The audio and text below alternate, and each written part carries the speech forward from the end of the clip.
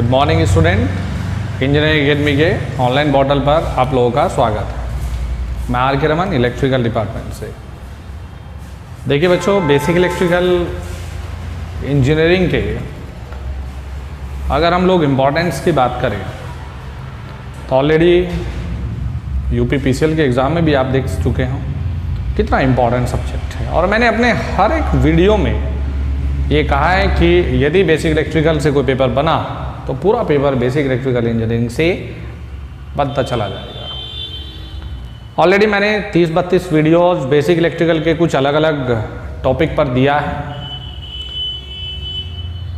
लेकिन काफ़ी स्टूडेंट ने मुझे कमेंट किया, काफ़ी स्टूडेंट ने मुझे व्हाट्सएप पे मैसेज भी किया है, कॉल भी किया है कि सर बेसिक इलेक्ट्रिकल को जीरो से स्टार्ट करवाइए और एक एक टॉपिक को क्लियर कराइए। तो देखिए, यदि हम लोग देखें कि ऑलरेडी अलग अलग वीडियो में 10-10, 15-15 मिनट की वीडियो मैंने दिया है,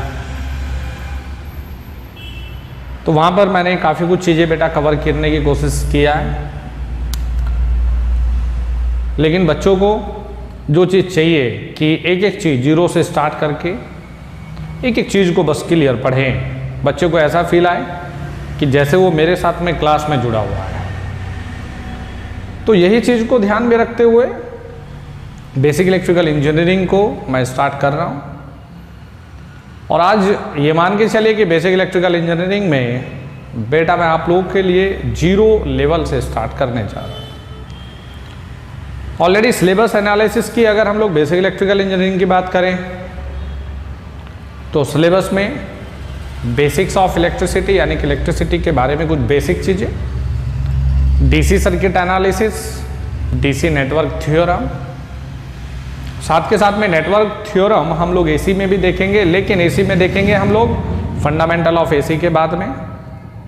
फंडामेंटल ऑफ एसी के बाद में हम लोग देखने वाले हैं AC circuit analysis. AC circuit analysis के जस्ट बाद में हम लोग फिर से नेटवर्क थ्योरम को बेटा देखेंगे एसी सर्किट्स के लिए।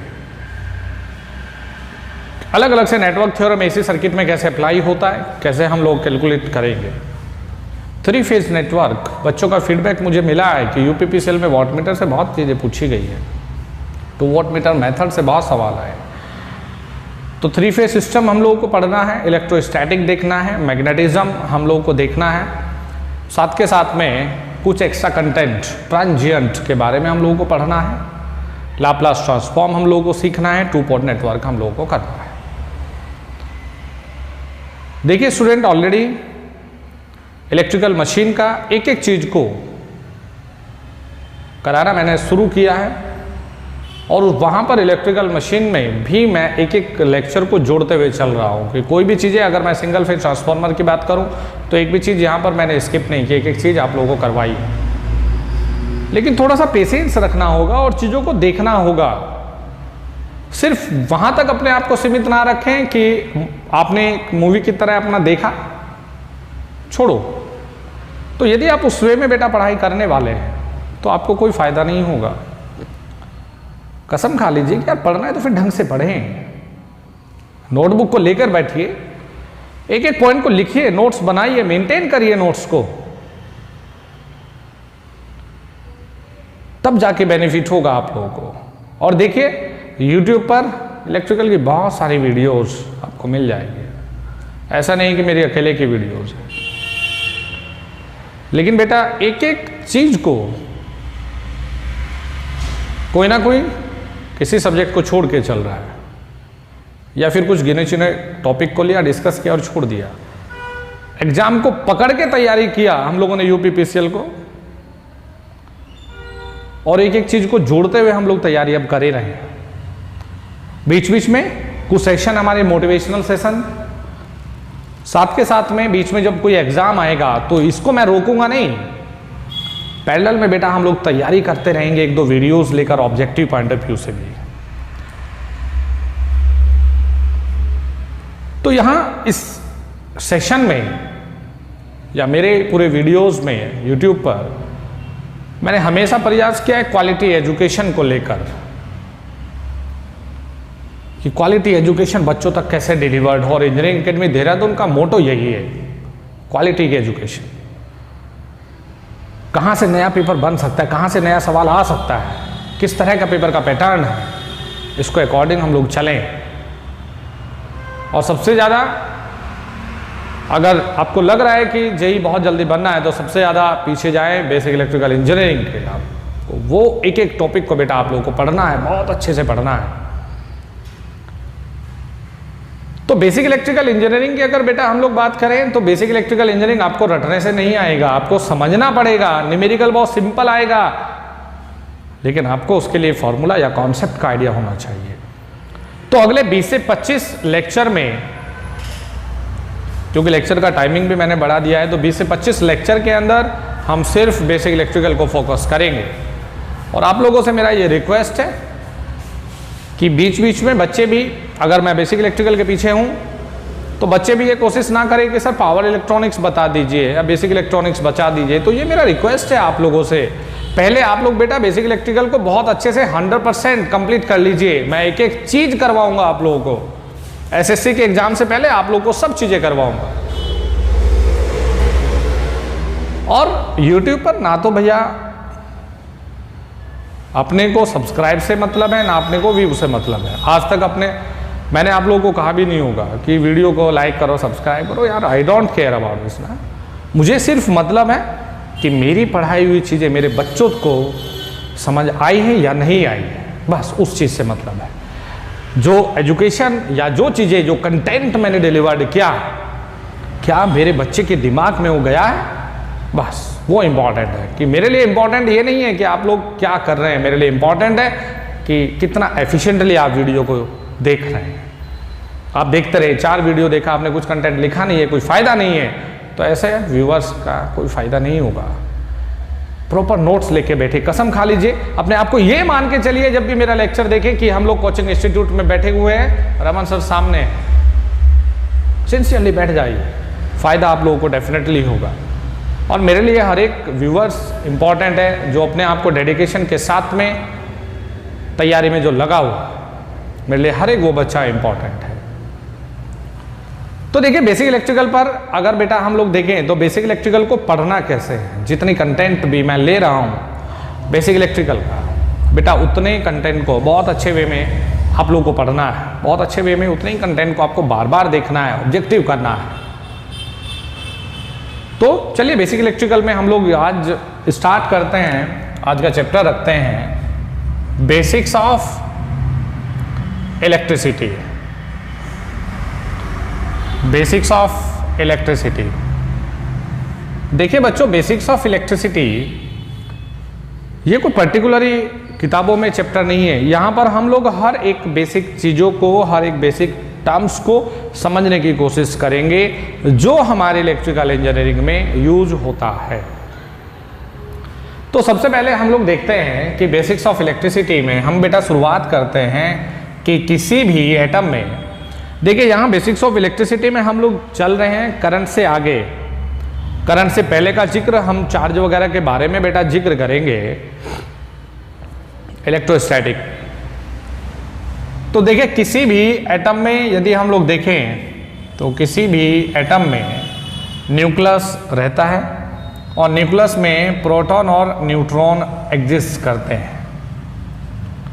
न्यूक्लियस, प्रोटॉन और न्यूट्रॉन एग्जिस्ट करते हैं और बेटा बाहर की कक्षाओं में क्या रहते हैं, इलेक्ट्रॉन मूवमेंट करते हैं।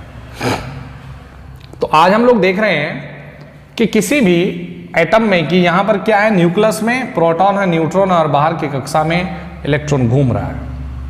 अब देखिए न्यूक्लियस में यदि हम देखें प्रोटॉन पर, तो बेटा प्रोटॉन पे चार्ज कितना, 1.6 इंटू 10⁻⁻19 कूलाम, और इलेक्ट्रॉन पे कितना बेटा, माइनस के 1.6 इंटू 10⁻⁻19 कूलाम।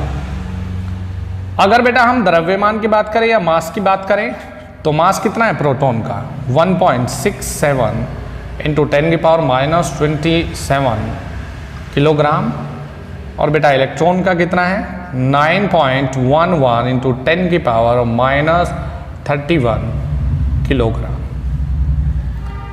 क्लियर है, यानी कि न्यूक्लियस है, न्यूक्लियस में क्या है, प्रोटॉन है, न्यूट्रॉन है, और बेटा इतना याद रखिए न्यूट्रॉन पे नो चार्ज।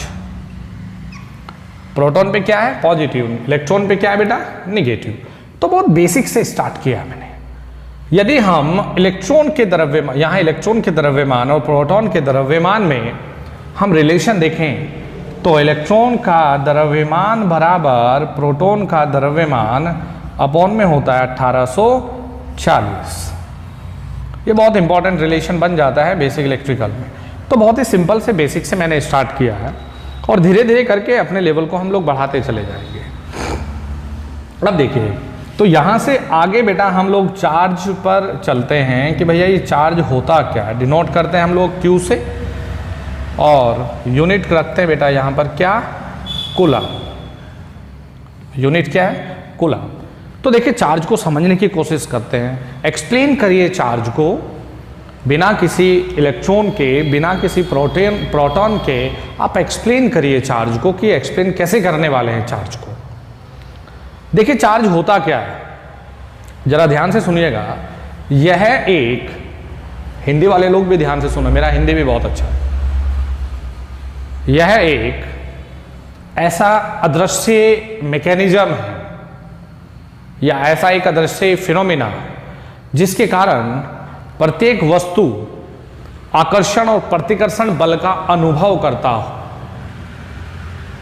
तो it is the phenomena by which any substance experience a force of attraction and repulsion. यह एक ऐसा इमेजिनरी अदृश्य मैकेनिज्म है जो दिखेगा नहीं। अगर मैं बात करूं जरा आपको, आप बैलून लीजिए और बैलून को आप बालों से रगड़िए। नेक्स्ट वाली क्लास में लेकर आऊंगा मैं बैलून। आपने रगड़ा, अपनी 12वीं क्लास में या 10th में हम लोग एक्सपेरिमेंट करते हैं, हमने बैलून को रगड़ा ऐसे बालों से हमने, और हमने कुछ कागज या एल्यूमिनियम फॉयल हमने हाथ पे रख लिया बच्चों। तो जब भी हम लोग इस बैलून को हम लोग इसके पास से लेकर जाते हैं, जो कागज वगैरह के टुकड़े रखे हैं, तो क्या डिफ्लेक्ट होते हैं, उनमें कुछ ना कुछ वाइब्रेशन होता है। या फिर देखिए आपने बालों पे रगड़ा और आप बाल के पास में लेके जाएं, आप बाल के पास में लेकर जाएं तो उसमें टच नहीं होगा, लेकिन बिना टच हुए बाल आपके ऊपर चिपकते चले जाएंगे। तो मैं तो एक्सपेरिमेंट नहीं कर पाऊंगा क्योंकि मेरे तो बाल ही छोटे हैं, लेकिन जिसके बाल बड़े हैं वो कर सकता है एक्सपेरिमेंट। तो यार आप जरा सोच के देखिए, गहराई में जाके सोचिए कि कुछ ना कुछ तो ऐसा एक मैकेनिज्म है जिसके कारण प्रत्येक वस्तु आकर्षण और प्रतिकर्षण बल का अनुभव कर रही है। तो इट इज अ फिनोमिना या it is a imaginary phenomena by which any substance experience a force of attraction and repulsion. आप लोग अपनी बेसिक क्लास में एक्सपेरिमेंट पढ़ते होंगे कि जब हम लोग बेसिक क्लास में कि अंबर, आप लोगों को मैं बता दूं कि इलेक्ट्रॉन बाद में आया, अंबर जो रीठा टाइप होता है ब्लैक कलर का, हम लोग रगड़ते भी हैं अंबर, फिर बाद में उसका नाम इलेक्ट्रॉन किया गया। तो जब उन्हीं वस्त्र को हम लोग अंधेरे में, जब उन्हीं वस्त्र को हम लोग ऐसे रगड़े भी, उतारे भी, तो स्पार्किंग जैसा होता है। ये सभी तो चार्ज है और क्या है। तो इलेक्ट्रॉन और प्रोटॉन पर तो चीजें बाद में आएगी यार, निगेटिव और पॉजिटिव है, वो चीजें तो बाद में है। तो बेसिक चीज पर जाइए ना, बेसिक इलेक्ट्रिकल का मतलब यही है, हर एक चीज के बेसिक पर जाइए। तो हम लोग क्या लिखेंगे चार्ज में, हम लोग क्या लिखेंगे कि इट इज द, मेरे साथ साथ लिखते जाइए, it is the imaginary phenomena by which any substance experience से force of attraction and repulsion is called charge। तो यह एक ऐसा अदृश्य फिनोमिना है जिसके कारण प्रत्येक वस्तु आकर्षण और प्रतिकर्षण बल का अनुभव करता है। यहाँ से आगे की कहानी हम लोग इलेक्ट्रोस्टैटिक में पढ़ेंगे, चार्ज के बारे में बड़े डिटेल्ड में जाके हम लोग पढ़ने वाले हैं। बेसिक इलेक्ट्रिकल इंजीनियरिंग में आप लोग को सुपर बनना है भाई। जिसका बेसिक इलेक्ट्रिकल इंजीनियरिंग बढ़िया उसके लिए आसान रहेगा सब पेपर, क्योंकि बाकी पेपर आपको धोखा दे सकते हैं बाकी सब्जेक्ट, लेकिन ये बेचारा ऐसा है कि चाहे थोड़ा कम पूछा जाए लेकिन डेफिनेटली पूछा जरूर जाएगा आपके हर एक पेपर में। तो ये हो गया हमारा चार्ज। चलिए बेटा नेक्स्ट टर्म पर चलते हैं हम लोग करंट की तरफ। तो मैं चार्ज से डायरेक्टली पहुंच गया करंट पर, तो करंट की यूनिट क्या है? एम्पियर। देखिए मैंने 0 से स्टार्ट किया है मेरे बच्चों, एक एक चीज को ध्यान से देखते रहिए। तो इट इज ए, बहुत सिंपल से वे में लिखवा रहा हूं, rate of flow of charge. It is a flow of charge through a conductor, या rate of charge of, rate of flow of charge. तो बेटा I बराबर, बहुत सिंपल से वे में मैं मार्क करवा दूं, तो I बराबर Q/T या I बराबर dQ/dt भी मार्क कर सकते हो। तो बेटा देखिए यूनिट क्या है मेरे बच्चों? एम्पियर। जरा यहां से सोचिए, आप ऑब्जेक्टिव बनाने की प्रयास करिए। एम्पियर बराबर हम ये भी तो लिख सकते हैं, यूनिट क्या है? कूलाम। अपॉन में T का मतलब क्या है? समय, यानी कि सेकेंड, यानी कि ये भी तो इंपॉर्टेंट है। एम्पियर बराबर कूलाम्स अपॉन सेकेंड। तो करंट के लिए क्या है? Flow of charge through a conductor, क्या है हमारा? करंट। I बराबर Q/T, वेरी वेरी इंपॉर्टेंट। चलिए आगे चलते हैं बेटा हम लोग पोटेंशियल पर। पोटेंशियल, तो देखिए पोटेंशियल का जो यूनिट हम लोग लिखते हैं ये क्या होता है बेटा? वोल्ट होता है। अब जरा पोटेंशियल का मतलब V बराबर IR से बिल्कुल नहीं है। अगर ऐसा आप समझ रहे तो आप गलत है बच्चों। पोटेंशियल का मतलब है, जरा सोचिएगा, कि यह किसी अनंत पर स्थित, यह किसी अनंत पर स्थित धनात्मक इकाई चार्ज को किसी बिंदु तक लाने में किया गया कार्य होता है। किसी चार्ज को अनंत से किसी एक बिंदु तक लाने में किया गया कार्य पोटेंशियल कहलाता है। तो क्या लिखेंगे? इट इज ए, देखिए हिंदी वाले लोग भी ध्यान से सुन ले, पहले मैं डेफिनेशन को प्रॉपर्ली हिंदी में बोल रहा हूं, उसके बाद मैं इंग्लिश में नोट कर रहा हूं। अगर आपको सिर्फ जल्दी जल्दी टॉपिक को खत्म करना है तो ऑलरेडी मैंने बेसिक इलेक्ट्रिकल करवाया, लेकिन यहां पर मैं टाइम लूंगा, एक एक चीज को मैं 0 से आप लोगों को बता रहा हूं, मैं नोट्स भी करवा रहा हूं आप लोगों को। तो किसी तरह की यहाँ कोई जल्दबाजी नहीं है। जिस बच्चे को जल्दी हो वो फटाफट से हमारी शॉर्ट वीडियो देख ले और जाए भैया, निकल जाए। तो यह किसी धनात्मक इकाई चार्ज को अनंत से किसी एक बिंदु तक लाने में किया गया कार्य होता है। तो it is a work done to bringing a unit positive charge from infinity to at any point. It is a work done to bringing a unit positive charge from infinity to at any point. ये अब देखिए बेटा V बराबर हम लोग क्या लिखने वाले हैं मेरे बच्चों? V बराबर W/Q, very very important formula. V बराबर W/Q। अब देखिए W का मतलब क्या है? जूल, अपॉन Q का मतलब क्या है? कूलाम। तो बेटा आप लोग यहां पर वोल्ट भी लिख सकते हो। जूल पर कूलाम बराबर क्या है? वोल्ट। देखिए कितनी सिंपल सी चीजें, यहां से स्टार्ट किया, चार्ज को लिया, करंट को लिया, पोटेंशियल V बराबर W/Q। चलिए यहां से आगे चलते हैं।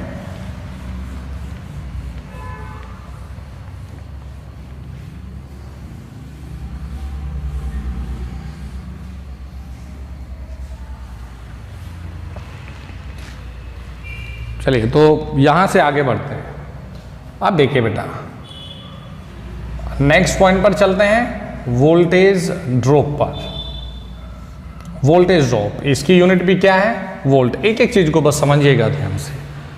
Voltage drop, volt. तो देखिए वोल्टेज ड्रॉप का सीधे सीधे जो मतलब है, यहां पर ये क्या है? I, यहां पर क्या है? रेजिस्टेंस है। तो हाँ वोल्टेज ड्रॉप हम लोग क्या लिखते हैं? V बराबर IR। यूनिट क्या लिखेंगे बच्चों? वोल्ट। ऐसे देखिए वोल्टेज ड्रॉप सिर्फ रजिस्टर में ही नहीं होता, वोल्टेज ड्रॉप कैपेसिटर में भी होता है। तो XC रिएक्टेंस होता है, ये I है, तो XC बराबर क्या होता है? 1/, ओमेगा सी, या फिर 1/2 पाई एफ सी। यूनिट क्या होता है? ओम। तो वी सी बराबर आई इंटू एक्स सी। यूनिट क्या है? वोल्ट। ऐसे बेटा ये इंडक्टर में भी आप कैलकुलेट कर पाएंगे आसानी से। तो यहां पर क्या है? इंडक्टर। तो ऐसे ही यहां पर करंट आई, तो एक्स एल बराबर ओमेगा एल या फिर 2 पाई एफ एल। यूनिट क्या है? वोल्ट। तो आप वोल्टेज ड्रॉप वी एल बराबर क्या लिखेंगे? आई इंटू एक्स एल। यूनिट क्या है? वोल्ट। क्लियर है? तो ये हो गया हमारा वोल्टेज ड्रॉप। अब देखिए नेक्स्ट पॉइंट पर चलते हैं। ईएमएफ। ईएमएफ का मतलब क्या है? Electro motive force. ईएमएफ का मतलब है इलेक्ट्रोमोटिव फोर्स। देखिए पोटेंशियल और ईएमएफ दो अलग अलग चीजें होती है। यूनिट यहां पर भी क्या है? वोल्ट है।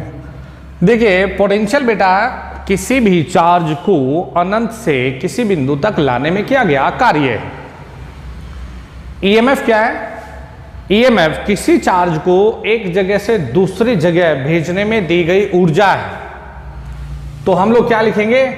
It is a energy which it gives to each coulombs of charge. यह प्रत्येक चार्ज को एक जगह से, it is energy which is gives to each coulomb of charge, प्रत्येक चार्ज को दी गई ऊर्जा है। तो यूनिट क्या लिखेंगे बेटा? वोल्ट ही लिखेंगे। एक और होता है हमारा पोटेंशियल डिफरेंस। पोटेंशियल डिफरेंस, तो देखिए बच्चों पोटेंशियल डिफरेंस ये हम लोगों को बहुत ज़्यादा हेल्प करेगा न्यूमेरिकल प्रॉब्लम को सॉल्यूशन करने के लिए। न्यूमेरिकल प्रॉब्लम बहुत ही अच्छे से हम लोग सॉल्यूशन कर पाएंगे। तो पोटेंशियल डिफरेंस ज़्यादा कुछ नहीं है। देखिए जनरली क्या है, यदि हम लोग एग्जाम्पल के लिए सोच लें कि यार यहाँ पर कोई ये स्विच है और यहाँ पर कोई लोड लगा है, क्लियर है? तो यहाँ पर हम लोगों ने कहा ये पॉइंट ए है और ये पॉइंट बच्चों बी है, और यहाँ किसी भी वायर के थ्रू ये कनेक्ट है, किसी भी वायर के थ्रू। यहाँ पर रेजिस्टेंस क्या है? आर है। तो यदि हम वी ए यहाँ पर लें और यहाँ पर हम लोग वी बी ले लें, तो देखिए कुछ ना कुछ वोल्टेज ड्रॉप होगा। यदि वोल्टेज ड्रॉप नहीं होगा तो ये वोल्टेज इसके बराबर होगा। तो यदि हम देखें कि यार ये करंट आई है, क्लियर है, यहाँ से यहाँ तक हम लोगों को वोल्टेज लिखना है ए बी, यानी कि दो पॉइंट के रेस्पेक्ट में। तो वी ए बी क्या लिखने वाले हैं बेटा हम लोग? V A minus V B. ये क्या रिप्रेजेंट कर रहा है? पोटेंशियल डिफरेंस, और इसकी यूनिट क्या लेंगे बच्चों? वोल्ट लेने वाले हैं। अब देखिए ध्यान देना है, पोटेंशियल डिफरेंस के केस को अलग अलग से एनालिसिस करना है यार। यदि यहाँ पर वोल्टेज V1 दे दिया जाए और यहाँ पर वोल्टेज V2 दे दिया जाए, ये रेजिस्टेंस R है और करंट लिखना होता है। देखिए पोटेंशियल डिफरेंस इसको देखना है। KCL के न्यूमेरिकल के साथ में खेलेंगे आप लोग यदि ये चीज समझ गए। तो देखिए I बराबर, I स्टार्ट कहाँ से होता है? V1 से स्टार्ट होता है। एंड कहाँ पर होगा? V2 पर एंड होगा। तो देखिए पोटेंशियल डिफरेंस लिखना है बच्चों आपको। पोटेंशियल डिफरेंस का मतलब क्या है? यदि यहाँ पर प्लस है तो डिफरेंस ये माइनस ये, यानी कि V1 माइनस V2 अपॉन में ब्रांच का टोटल रेजिस्टेंस कितना है? R है। तो क्या लिखेंगे? करंट कितना आ गया हमारा? I ampere. अब देखिए एक और केस को हम लोग देख लेते हैं। यदि हम लोगों को बेटा ये V1 दे दिया जाए और यहाँ पर माइनस के V2 दे दिए, ये रेजिस्टेंस R है और करंट यहाँ पर दिया गया है I, तो I बराबर देखिए स्टार्ट कहाँ है? V1 पर है। एंड देखिए कहां पर है? माइनस के V2। तो माइनस के V2 पर यदि एंड होगा तो हम क्या रखेंगे? प्लस के V2 अपॉन में ब्रांच का टोटल रेजिस्टेंस R। ऐसे ही हम लोग एक केस को और देख लेते हैं। यदि ये R1 है, यदि ये R2 है, ये V1 है, ये माइनस के V2 और देखिए डायरेक्शन ये है।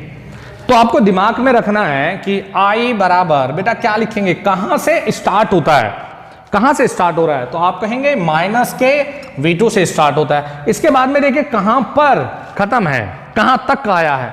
तो प्लस के V1 है। तो प्लस के V1 का मतलब क्या है बच्चों? माइनस के V1 अपॉन में दोनों रेजिस्टेंस, टोटल रेजिस्टेंस यानी कि R1 plus R2 ampere. Clear है? तो आप आसानी से पोटेंशियल डिफरेंस भी मार्क कर पाएंगे। तो देखिए करंट के बारे में हम लोगों ने सीख लिया है, वोल्टेज के बारे में बच्चों हम लोगों ने पढ़ लिया है, ये सब टर्म से हम लोग फेमिलियर हैं। अब हम लोगों ने ये चीज़ें पढ़ लिया है, तो नेक्स्ट टर्म पर चलते हैं हम लोग। नेक्स्ट टर्म पर चलते हैं, रेजिस्टेंस। तो नेक्स्ट टर्म है हमारा रेजिस्टेंस, जिसको हम लोग कहते हैं प्रतिरोध। यूनिट क्या है? ओम। ओम। तो देखिए ओम क्या है या रेजिस्टेंस क्या है? इट इज ए, या आप जनरली समझिए हाउ मच मिनट। तो रेजिस्टेंस का मतलब क्या है? which offered opposition to the flow of current in DC is called resistance। जो DC में करंट के फ्लो का अपोज करता है उसको रेजिस्टेंस कहते हैं। तो बेटा इसमें क्या लिखेंगे? which offered opposition to the flow of current in DC is called resistance। जो DC में करंट के फ्लो का अपोज करेगा उसको हम लोग रेजिस्टेंस कहेंगे। अब देखिए R बराबर रो L अपॉन A, और रेजिस्टेंस इंपॉर्टेंट है एग्जाम पॉइंट ऑफ व्यू से। देखिए बेटा ये क्या है? रो क्या है? रो को हम लोग कहते हैं स्पेसिफिक रेजिस्टेंस या फिर रजिस्टिविटी। रो को क्या मार्क कर रहे हैं? स्पेसिफिक रेजिस्टेंस या रजिस्टिविटी। और इसका मतलब इसकी यूनिट क्या बनी फिर? ओम मीटर। बेटा इसको पढ़ेंगे, वेरी वेरी इंपॉर्टेंट। साथ के साथ में ये ध्यान देना है कि रजिस्टिविटी जो डिपेंड करती है वो किस पे करती है? Type of material. Type of material पर डिपेंड करता है और साथ के साथ में डिपेंड करता है टेम्परेचर पर। तो बेटा ये बहुत ही इंपॉर्टेंट है, टाइप ऑफ मटेरियल और टेम्परेचर पर डिपेंड करता है। ये क्या है बेटा? Length of a wire. Length of a wire. और ये क्या है बेटा? Cross sectional area. अब जरा देखिए ध्यान से सुनेंगे, टाइप ऑफ ए मटेरियल, इस पे एक ऑब्जेक्टिव था पेपर में, यानी कि दो मटेरियल अलग अलग दिए जाए तो डेफिनेटली उनकी रेजिस्टिविटी बेटा अलग अलग होगी।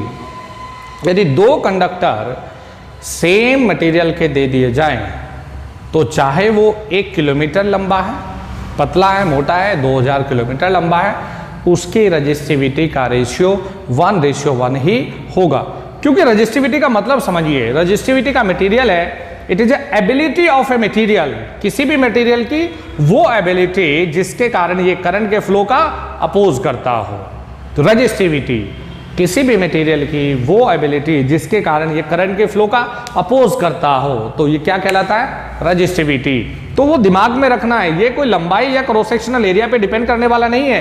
कुछ बच्चे ये गलती करके आ जाते हैं कि रो बराबर R into A upon L, और वो टिक करके आ जाते हैं कि directly proportional to cross sectional area, inversely proportional to length of a wire. तो बेटा ये गलत करके आते हैं, ये इस पे डिपेंड नहीं करता। इसका मतलब क्या है? टाइप ऑफ मटेरियल सिर्फ मटेरियल के टाइप पर डिपेंड करता है। तो यहाँ पर हम लोगों ने कुछ बेसिक चीजें ली है, यहाँ से आगे हम लोग लेंगे लेक्चर नंबर 2 में, और ये प्रॉपर एक सीक्वेंस में लेक्चर मैं लेके आता रहूँगा। आप बस मेरे साथ जुड़े रहिए, ऐसे चीज़ों को वॉच करते रहिए। आज के लिए इतना ही। Thank you very much and all the very best for your future.